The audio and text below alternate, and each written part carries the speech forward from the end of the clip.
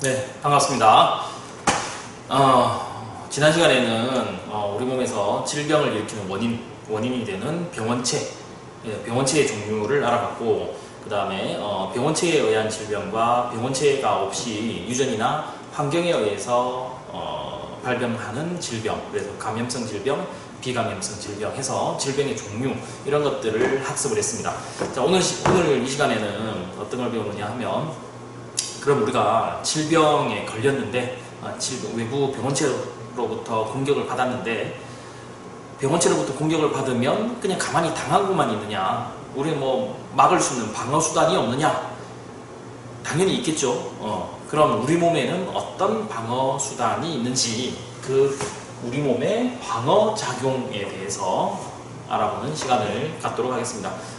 이 시간도 마찬가지로 지난 시간과 마찬가지로 내용은 간략합니다. 짧은 내용, 어렵지 않습니다. 간단한 내용을 하고, 지난 시간에도 소개를 했다시피 일단 시험 범위를 유전 앞이라고 생각을 하고 있기 때문에, 물론 상황에 따라 좀 바뀔 수는 있습니다만, 지금 현재로는 유전 앞을 시험 범위 생각을 하는데, 거의 다 됐죠. 우리가 지금 이게 유전 바로 앞단원이라서 진도를 많이 나갈 수가 없습니다. 조금 이제 속도 조절한다, 이런 생각으로 조금씩 내용을 이해하시면 될 것 같습니다. 자, 우리 몸에 있는 방어작용, 외부 물질이 들어왔을 때 막아주는 방어작용은 어떤 것이 있느냐? 일단 방어작용을 봅시다. 방어작용, 병원체가 우리 몸에 들어올 때 이들로부터 스스로를 보호하는 작용을 방어작용이라고 하는데, 이러한 방어작용을 뭐라고 부르느냐? 면역이라고 부른다. 그러니까 면역이라는 말이 외부로부터 들어오는 병원체를 막아내는 방어작용을 말한다. 방어작용을 면역이라고 얘기를 한다, 이 말이고, 방어작용에는 이렇게 두 가지가 있더라. 특이적 방어작용과 비특이적 방어작용.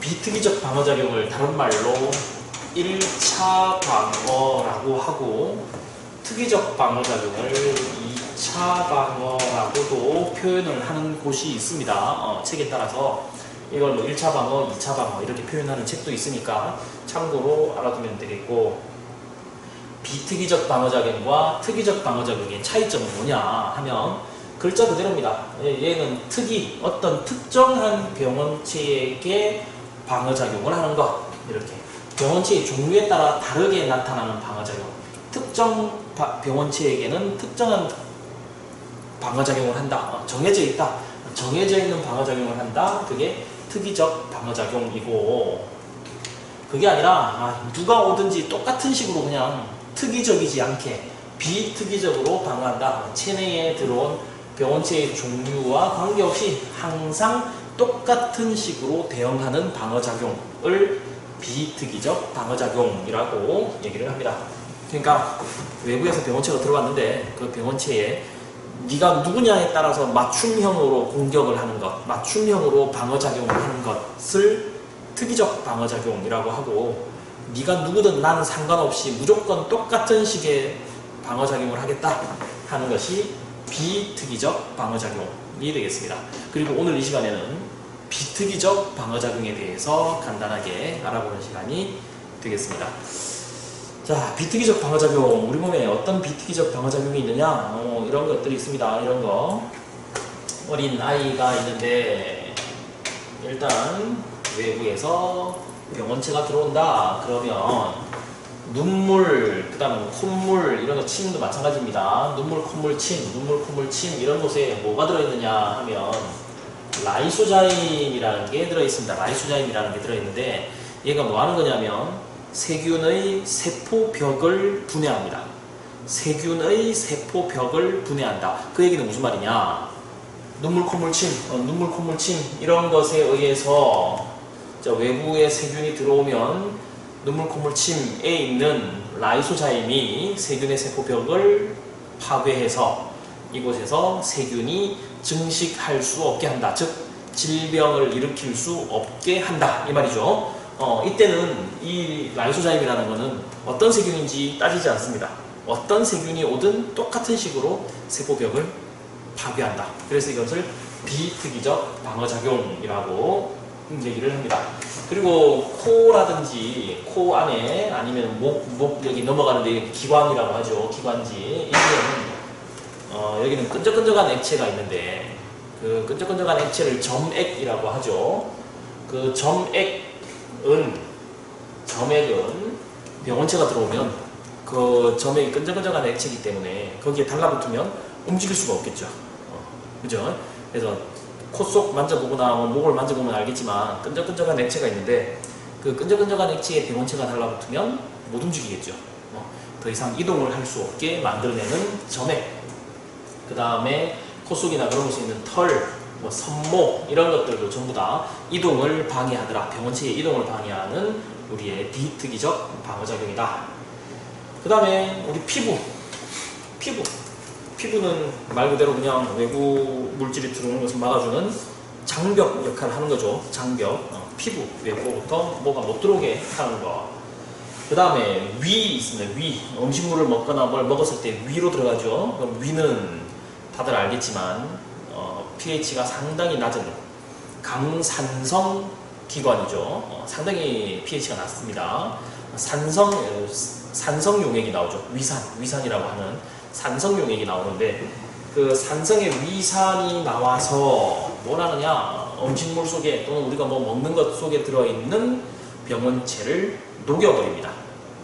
산성이기 때문에 아주 강한 산성으로 외부에서 들어온 우리가 먹는 것 속에 들어있는 이 병원체들을 다 녹여버리는 역할, 그것이 위산이 하는 역할. 그래서 이렇게 누가 들어오든지 상관없이 그냥 나는 다 공격하겠다, 똑같은 식으로 공격하겠다 하는 것이 비특이적 방어작용. 피부도 펴 있다고 그랬지 아까. 그 다음에 점막이라고 하는 것은 끈적끈적한 막, 아까 점액 했었죠. 점액은 끈적끈적한 액, 점막은 끈적끈적한 막, 뭐 이런 것들. 그 다음에 땀, 눈물 이런 것 속에 라이소자임 아까 들어있다고 그랬죠. 그 다음에 쭉 해서 손모 어쩌고저쩌고 이런 얘기 했었고, 그 다음에 위산 얘기했고, 좀 전에 그림에서 설명했던 것들 전부 다. 그래서 누가 오든 나는 똑같은 식으로 이렇게 대처할 거야. 비특이적 방어작용. 다른 말로 1차 방어라고 얘기를 합니다. 그런데 만약에 병원체가 우리 피부나 점막을 뚫고 들어온다면 어떻게 될까? 그러니까 좀 전에 피부와 점막이 우리 몸을 외부로부터 막아주는 장벽 역할을 한다라고 얘기를 했는데, 만약에 이 장벽이 무너지면 어떻게 될까? 그냥 손 놓고 무작정 당하기만 해야 되느냐? 그렇지 않다 하는 얘기입니다.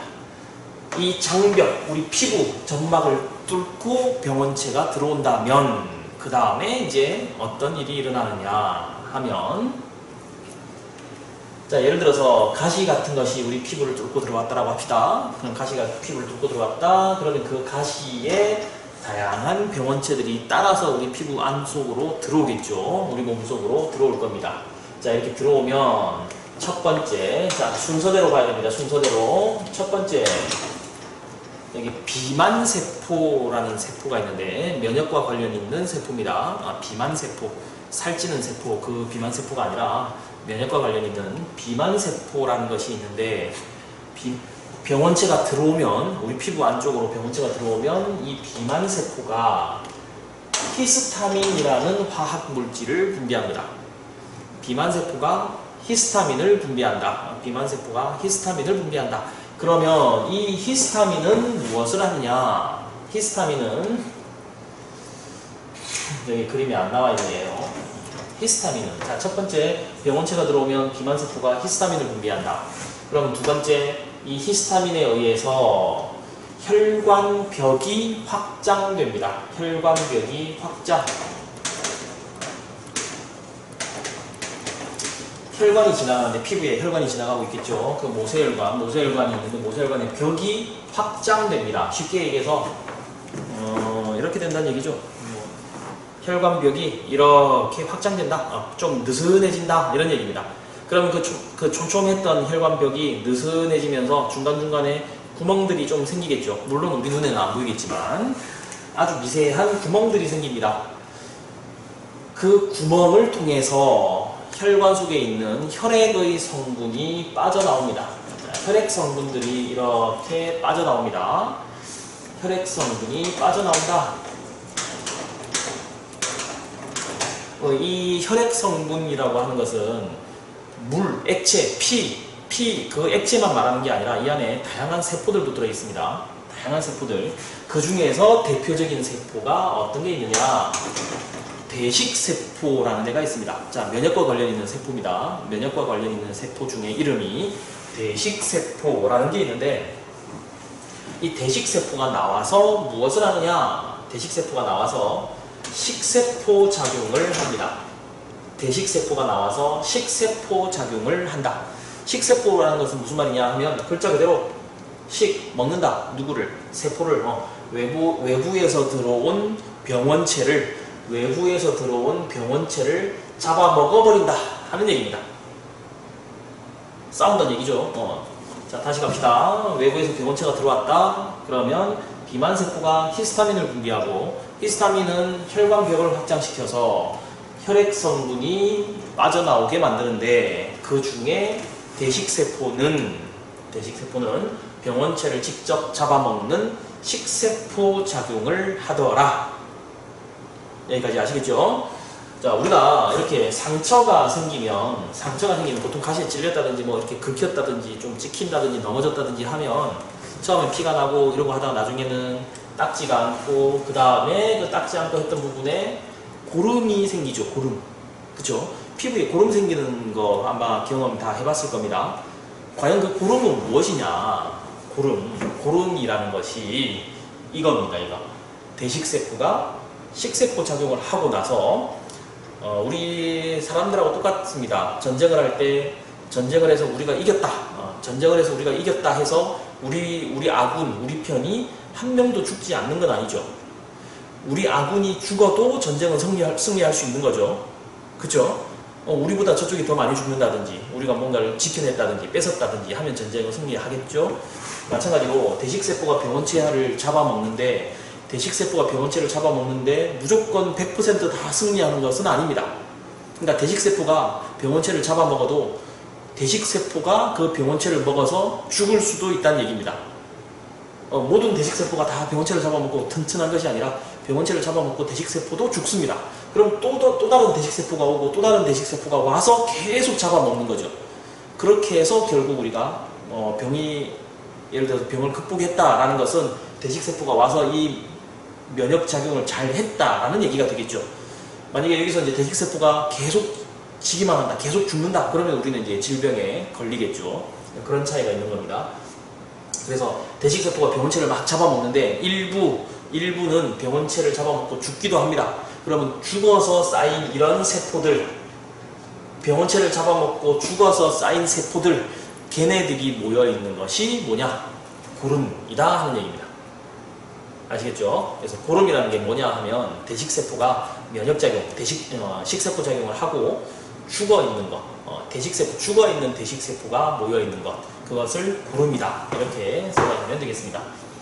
그 다음에 히스타민이 아까 혈관벽을 확장해서 혈액 성분이 빠져나온다고 했는데, 이때 혈액 성분이 좀 전에 이제 대식세포를 얘기했지만 대식세포 말고 다른 것들도 있겠죠. 자, 어떤 것들이 있느냐? 단순하게 혈액, 물 성분, 액체 성분도 빠져나올 것이고, 그렇죠? 다양한 세포들도 나올 것이고. 그래서 이제 이런 곳에 혈액 성분이 이제 나옴으로 해서 무슨 일이 일어나느냐? 액체 성분도 막 빠져나오기 때문에 액체 성분이 빠져나오면 여기에 혈액의 양이 늘어나겠죠? 혈관에 있던 액체 성분이 막 빠져나오니까 여기가 물질이 늘어나겠죠? 자, 늘어나니 무슨 일이 일어난다? 퉁퉁 붓겠죠. 그죠? 자, 히스타민이 혈관벽을 확장시키니까 대식세포 나와서 식세포 작용도 하고, 그 다음에 물질이 나오니까 여기에 물질이 가득 차서 퉁퉁 부어오르겠죠. 자, 부어오르고, 그 다음에 여기서 이 싸우는 작용들, 다양한 면역작용들이 일어나면서 열이 발생합니다. 이 공격작용도 하고, 그 다음에 혈관벽이 확장되니까 기본적으로 지나가는 혈류 양도 증가하겠죠. 혈액의 양이 증가합니다. 혈관의 벽이 단단하지 않고 늘어나니까 지나가는 혈액의 양도 늘어납니다. 혈액의 양이 늘어나니 이곳에 지나가는 열이 많아지겠죠.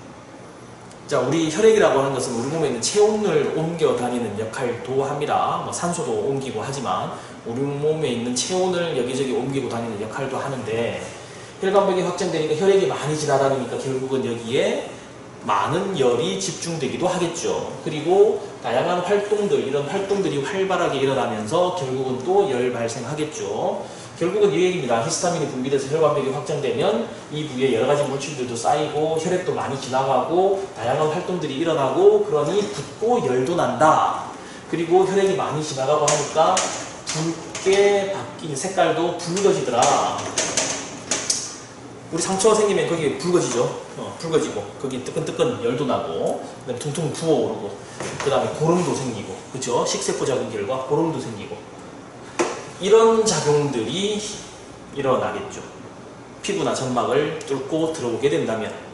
그래서 피부나 점막을 뚫고 들어온 병원체에 의해서 피부 내부에서 일어나는 이러한 작용들, 붓고 열나고 붉어지는, 그리고 심한 경우에는 이제 좀 가려움도 생기기도 하고, 가려움,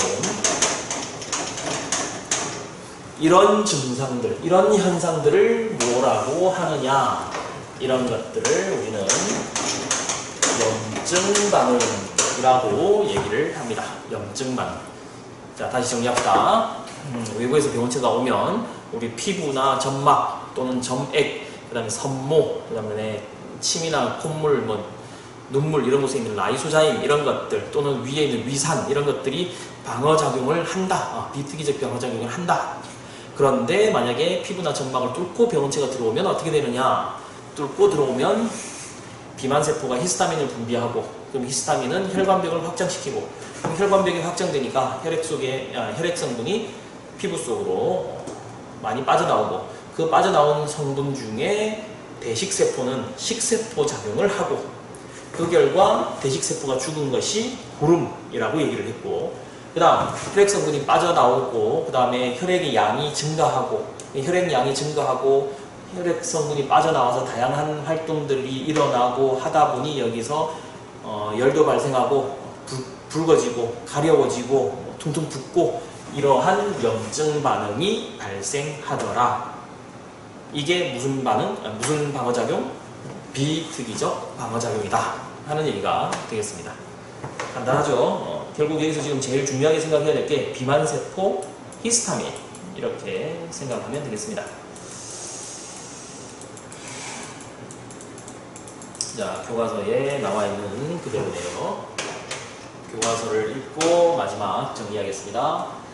몸 안으로 들어왔다. 그러면 무슨 일이 일어나느냐? 염증 반응이 일어나는데, 염증 반응이 뭐냐? 더 이상 손상을 복구하기 위한 방어작용으로 부어오르고 열나고, 그 다음에 아프고, 이런 것들을 염증 반응이라고 한다. 왜 일어나느냐? 비만세포에서 히스타민을 분비했고, 그래서 모세혈관이 확장된다. 모세혈관 확장되면 대식세포, 이런 애들 아까 면역세포라고 했었죠. 이런 것들이 와서 식세포 작용하고, 그 다음에 염증 반응이 일어난 부위에 고름도 생긴다. 왜 그런지 아까 얘기했죠. 대식세포가 죽어서 고름이 생긴다 라고 얘기했고, 이런 애들이 있더라 라는 얘기까지 앞에서 설명했던 내용이 되겠습니다. 자, 이것을 이제 노트 정리해 놓은 게 이 내용입니다. 비특이적 방어작용. 자, 비특이적 방어작용. 다른 말로 1차 방어작용이라고도 하고, 하는 방법, 방어벽을 이용한다. 어떤 방어법? 피부, 점막, 방어벽 이런 거. 그 다음에 땀, 눈물, 침, 라이소자임, 그 다음에 섬모, 위산, 이런 것들을 이용해서 방어벽 역할을 하고, 그 다음에 염증 반응이 일어난다. 어떻게? 병원체 왔다. 히스타민 분비한다. 누가? 비만세포가. 그러면 모세혈관이 확장되고 혈관벽 투과성이 증가해서 대식세포가 상처 부위로 이동해서 무슨 일을 한다? 식세포 작용을 하고, 그 다음에 열나고 부어오르고 붉어지고 통증이 나는 염증 반응이 일어난다. 오늘은 이 내용 정리하시면 됩니다. 내용 얼마 안 되니까 정리 빨리 하고, 다음 시간에는 특이적 방어작용을 할 텐데, 특이적 방어작용은 양이 좀 제법 있습니다. 특이적 방어작용 때는 좀 수업을 길게 할 예정이니까 다음 시간에 좀 더 열심히 수업을 듣기 바랍니다. 오늘은 여기까지 하겠습니다. 수고했습니다.